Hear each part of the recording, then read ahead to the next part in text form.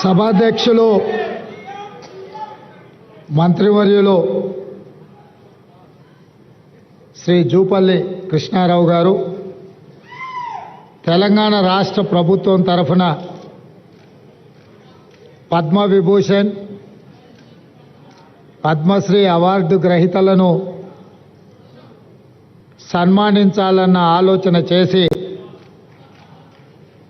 పెద్దలు వెంకయ్య నాయుడు గారితో మాట్లాడి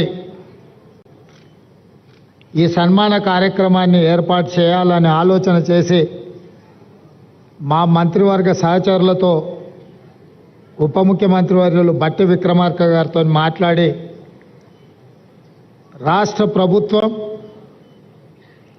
ఈ కార్యక్రమాన్ని ఏర్పాటు చేయడం జరిగింది. ఈ కార్యక్రమంలో ఉప ముఖ్యమంత్రి వర్యులు బట్టి విక్రమార్క గారు,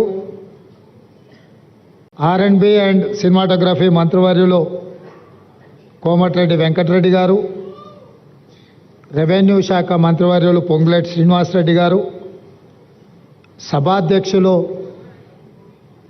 జూపల్లి కృష్ణారావు గారు ఈ కార్యక్రమంలో ముఖ్య అతిథులుగా పాల్గొని పద్మవిభూషణ్ అవార్డు గ్రహీతలు తెలుగు ప్రజలు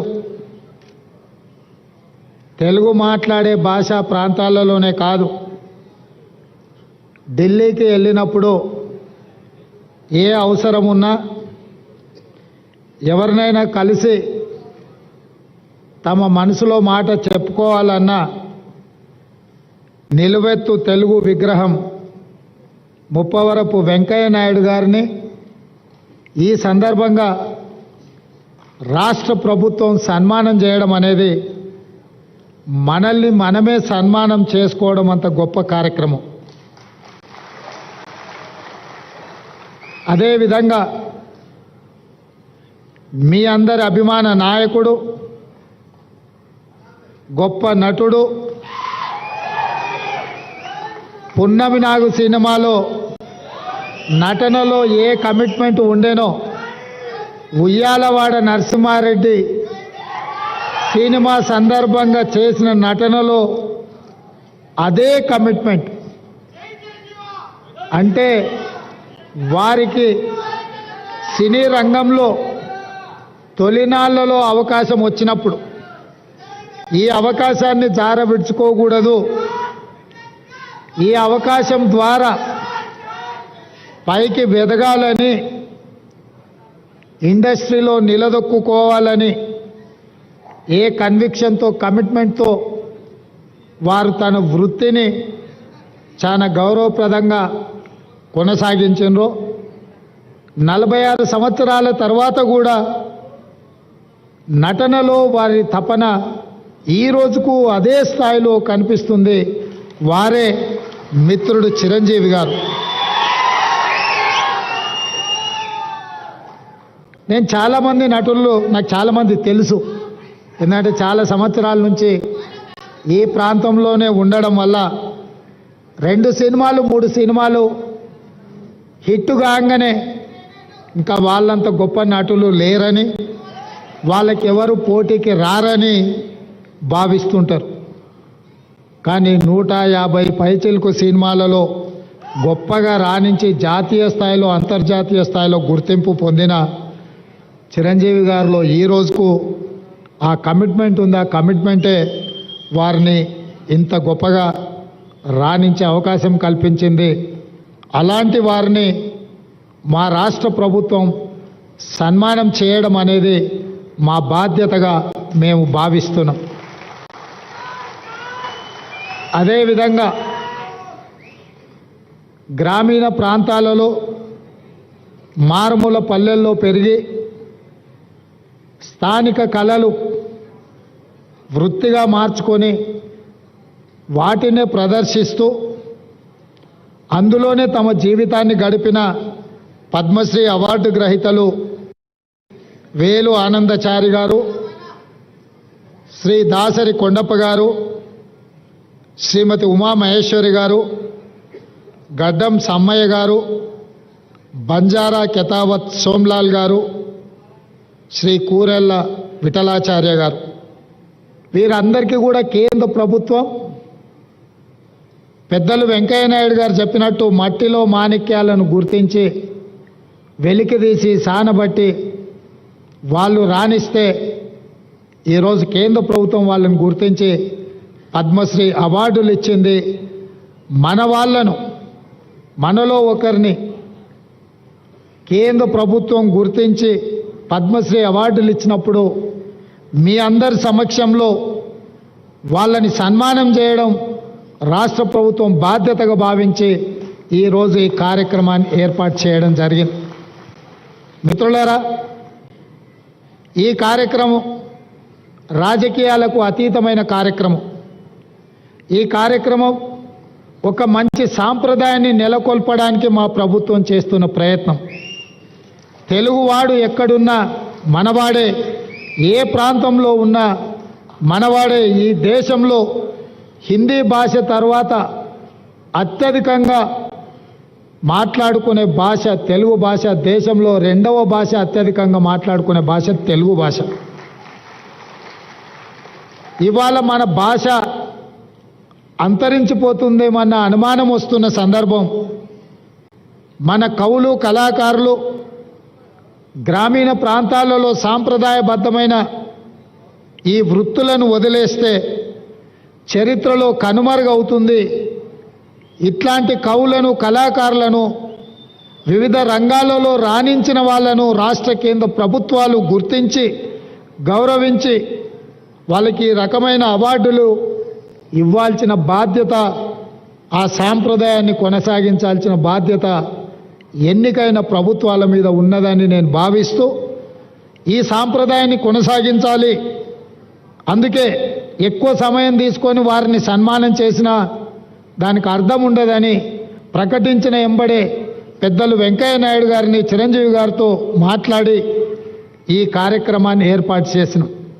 వెంకయ్య నాయుడు గారికి ఇతర కార్యక్రమాలు ఉండడం వల్ల ఉదయం 11 గంటలకే ఈ కార్యక్రమాన్ని చేపట్టాలని ఆలోచన చేసి మా అధికారులు చీఫ్ సెక్రటరీ గారితో, శాంతకుమారి గారితో, ఇతర అధికారులతో మాట్లాడితే, సార్ ఉదయం అంటే అభిమానులు రారేమో, అది మీరు శిల్పకళా వేదిక అంటున్నారు, అది నిండదేమో, కొద్దిమంది వస్తారేమో, ఎలా సార్ ఈ కార్యక్రమం అని నన్ను అడిగాను.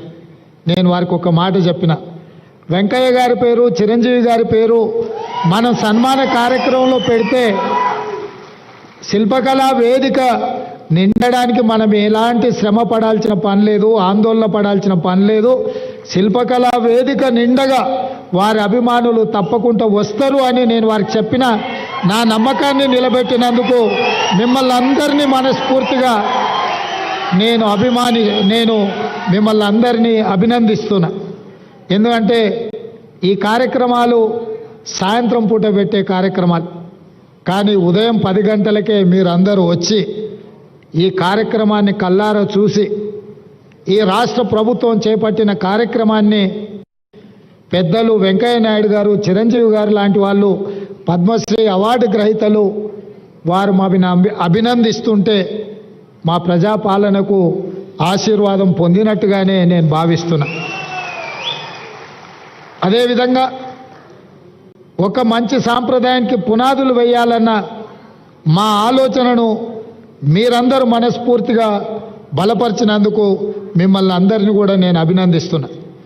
ఈ కార్యక్రమంలో పద్మశ్రీ అవార్డు గ్రహీతలు కవులకు, కళాకారులకు జీవితంలో వయసు మీద పడ్డ తర్వాత వెనక్కి మళ్ళీ చూసుకుంటే చప్పట్లు దుప్పట్లే మిగులుతున్నాయి తప్ప ఇంటి ఖర్చులకు కూడా వెళ్ళని అత్యంత దుర్భరమైన పరిస్థితులు గ్రామీణ ప్రాంతాల నుంచి వచ్చిన కవుల, కళాకారుల పరిస్థితి.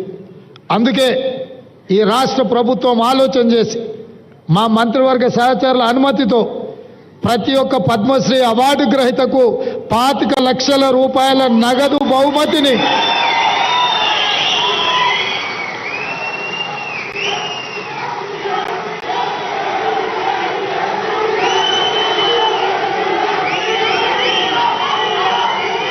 రాష్ట్ర ప్రభుత్వం ఈ పద్మశ్రీ అవార్డు గ్రహీతలను చప్పట్లు దుప్పట్లతోనే కాదు, నగదు బహుమతి ఇవ్వడం ద్వారా జీవితాంతం ఈ కళలకే వారు అంకితం చేసి మిగతా జీవితాన్ని కూడా ఈ కళలోనే వాళ్ళు రాణించాలని మన ప్రభుత్వం ప్రజాప్రభుత్వం 25 లక్షల రూపాయలతోటి నగదు బహుమతి వారికి ఇవ్వాలని మా ప్రభుత్వం నిర్ణయం తీసుకున్నది. ఈ వేదిక మీదనే పెద్దలు వెంకయ్య నాయుడు గారు మిత్రులు చిరంజీవి గారి చేతుల మీదుగా వారికి ఆ నగదు బహుమతిని ఇవ్వాల్సిందిగా వారికి విజ్ఞప్తి చేస్తున్నా. అదేవిధంగా ఈ నగదు బహుమతితో పాటు ప్రతి నెల వారి ఖర్చుల కోసం, ఎందుకంటే వైద్యము ఆరోగ్యము ఖరీదైంది, ఇంట్లో చిన్న చిన్న ఖర్చులు కూడా ఈరోజు పెరిగిపోయినాయి. అందుకే ప్రతి నెల ఈ కవులకు కళాకారులకు 25,000 రూపాయల పెన్షన్ ఇవ్వాలని కూడా ఈరోజు, ఎందుకంటే వాళ్ళు నిరుపేదలు. దాసరి కొండప్పని చూసిండు కదా, మా జిల్లా వాడు, నా పక్కనే దామరగిద్ద మండలం అత్యంత పేద కుటుంబం నుంచి వచ్చింది. వాస్తవంగా మనం ఇట్లాంటి రివార్డులు ఇవ్వాలన్నా వాళ్ళు అక్కడి నుంచి ఇక్కడికి కారులోనో కావలసిన వాళ్ళని తీసుకొని ఇంత దూరం రావాలంటే కూడా తొవ్వ ఖర్చులు కూడా కష్టంగా ఉండే పరిస్థితులు. ఇట్లాంటి పరిస్థితుల్లో వీళ్లను గౌరవించడం, వారికి ప్రతి నెల 25,000 రూపాయల పెన్షన్ ఇవ్వాలన్న ఆలోచన మా పెద్దలు హనుమంతరావు గారి అనుమతితోటి వారికి ప్రతి నెల 25,000 రూపాయలు ప్రభుత్వం నుంచి పెన్షన్ లాగా వారికి ఇవ్వాలి అని చెప్పి మా ప్రభుత్వం నిర్ణయం తీసుకున్నది. మిత్రులారా, నేను ఒకే ఒక్క మాట ఈ వేదిక మీద నుంచి చెప్పదలుచుకు, సాంప్రదాయాలను గౌరవించాల్సి వచ్చినప్పుడు, మన భాషను, మన సంస్కృతిని, మన సాంప్రదాయాలను కాపాడుకోవాల్సి వచ్చినప్పుడు అన్నిటినీ పక్కన పెట్టి మనందరం ఏకం కావాల్సిన అవసరం ఉన్నది. మనం అలా కలిసిపోయి కార్యక్రమాలను చేపట్టకపోతే కాలగర్భంలో మన భాష, మన సంస్కృతి కలిసిపోయి, ఒకప్పుడు తెలుగు భాష ఉండే, ఒకప్పుడు ఇలాంటి కవులు కళాకారులు ఉండే అని లైబ్రరీలో చదువుకునే పరిస్థితులు వస్తాయి. అలాంటి పరిస్థితులు రాకుండా ఉండాలి అని అంటే రాజకీయాలకు అతీతంగా సాంప్రదాయాలను కాపాడడానికి మనమందరం కూడా కృషి చేయాల్సిన అవసరం, బాధ్యత ఉన్నది అని చెప్పి నేను భావిస్తున్నా. తప్పకుండా పెద్దలు వెంకయ్య నాయుడు గారు చెప్పకనే కొన్ని అంశాలను వారు ప్రస్తావించారు. ఎందుకంటే నేను విద్యార్థి దశ నుంచి, వారు మాకు బాగా తెలుసు, వారి దృష్టిలో విద్యార్థి దశ నుంచి నేను ఉన్నప్పటి నుంచి కూడా వారి దృష్టిలో నేను ఉన్నాను. అక్కడి నుంచి ఇక్కడి వరకు రాజకీయ పరిణామ ఎదుగుదల వారు చూస్తూనే ఉన్నారు. వారు అందరికీ చెప్పినట్టుగా వేదిక మీద ఉన్న ప్రజల తరఫున కొట్లాడితే గుర్తింపు, గౌరవము, హోదా అనేది ఆటోమేటిక్ వస్తుందని వారి వేదిక మీద నుంచి చెప్పినరు. ఇది రాష్ట్రంలో రాజకీయాలలో రాణించాలనుకునే వాళ్ళు తప్పకుండా రాజకీయాలకు రావాలి. ఎందుకంటే ఈ రాష్ట్రాన్ని, కేంద్రాన్ని బలమైన రాష్ట్రంగా, దేశంగా నిర్మించుకోవాలి అనుకుంటే బలమైన నాయకత్వం ఉండాలి, దేశం పట్ల భక్తి ఉండాలి. రాష్ట్రం అభివృద్ధి పదం నడిపించడంలో మనందరం కలిసికట్టుగా ముందుకు వెళ్ళాలి. అట్లా చేసుకున్నప్పుడే ప్రపంచ దేశాలతో మనం పోటీ పడి దేశాన్ని అభివృద్ధి పదం వైపు నడిపించే అవకాశం ఉంటుంది. తప్పకుండా మీ ఆలోచనలు, ఎందుకంటే 1978లో విద్యార్థి దశ నుంచి మీరు మొదటిసారి ఎమ్మెల్యేగా ఎన్నికై కీర్తిశేషులు జైపాల్ రెడ్డి గారు అంతకంటే ముందే 3 సార్లు ఎమ్మెల్యేగా అయినా మీరిద్దరూ ఆనాటి ఉమ్మడి ఆంధ్రప్రదేశ్లో జంట కౌలలాగా ప్రతిపక్షంలో ఉండి పాలకుల మీద పదునైన భాషలో పదును ఉండాలి, సమస్యను సృష్టించే విధంగా ఉండాలి. అలాంటి భాషతోని సమస్యని లేవనెత్తి ప్రభుత్వం యొక్క ఆలోచన విధానంలో మార్పు తీసుకురావడానికి ఆ రోజు మీరు ఈ కార్యక్రమం మొదలుపెట్టి అక్కడి నుంచి ఉపరాష్ట్రపతి వరకు మీరు ఎదిగినరు. వివిధ దశలలో మీ పోరాటాలు ఈ ప్రాంత ప్రజలు, దేశ ప్రజలు చూసినరు. ఒక్క విషయం నేను మిత్రులకు చెప్పదలుచుకున్నా, నాకు తెలిసి దేశం నలుమూలల రోడ్డు మీద ప్రయాణం చేసి ఎక్కువ సభలలో పాల్గొన్న నాయకులను ఒకవేళ లెక్కిస్తే వెంకయ్య నాయుడు గారే ముందు వరుసలో ఉంటారు, మొదట ఉంటారని నేను భావిస్తున్నా. వారు జీవితంలో ఏ ఒక్క రోజు కూడా విశ్రాంతి తీసుకున్నట్టు నాకు తెలియదు. దేశం నలుమూలల ప్రజా సమస్యల మీద వారు ఎన్ని వందల కిలోమీటర్లున్న రోడ్డు ప్రయాణం చేసి తప్పకుండా కార్యక్రమాలను పిలిచిన ప్రతి కార్యక్రమానికి సమయానికి హాజరవ్వాలన్న ఆలోచనతోటి వారు సేవలు అందించినరు.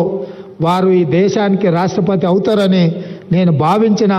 భవిష్యత్తులో ఆయన ఉపరాష్ట్రపతి తర్వాత రెండవ తెలుగువాడుగా ఆనాడు నీలం సంజీవరెడ్డి గారు రాష్ట్రపతి అయినరు. వెంకయ్య నాయుడు గారు కూడా ఈ దేశానికి రాష్ట్రపతికి ఎదగాల్సిన అన్ని అర్హతలు ఉన్నాయి. తప్పకుండా వారికి అవకాశం వస్తుందని నేను భావిస్తున్నా, రావాలని నేను కోరుకుంటున్నా. ఎందుకంటే ఢిల్లీలో మన తెలుగు వాళ్ళ లీడర్షిప్ అనేది కొంత తగ్గినట్టుగా కనిపిస్తుంది. ఎందుకంటే పార్లమెంట్ సభ్యులు చాలామంది వ్యాపకాలు ఉన్నోళ్ళు ఎక్కువ మంది వస్తుండ్రు. ప్రజా సమస్యల మీద అవగాహన ఉండి అవసరం అనుకుంటే జాతీయ స్థాయిలో ఇతర నాయకులనైనా పిలిపించి మాట్లాడగలిగిన శక్తి సామర్థ్యాలు ఉన్న నాయకత్వం తగ్గుతున్నట్టుగా కనిపిస్తుంది. రేపు జరగబోయే పార్లమెంట్ ఎన్నికల్లో అలాంటి నాయకత్వాన్ని ఎన్నుకుంటే ఢిల్లీలో మన వాళ్ళు ఎవరైనా వెళ్తే పార్టీలకు అతీతంగా ఏదైనా సమస్య తీసుకొని వెళ్ళినప్పుడు చెప్పగలిగి మాట్లాడగలిగిన నాయకత్వం ఉండడం అవసరం ఉంది. రాబోయే పార్లమెంట్ ఎన్నికల్లో అలాంటి నాయకులను గెలిపించాల్సిందిగా కోరుకుంటూ మీ అందరి దగ్గర సెలవు తీసుకుంటున్నా. ధన్యవాదాలు మిత్రులారా.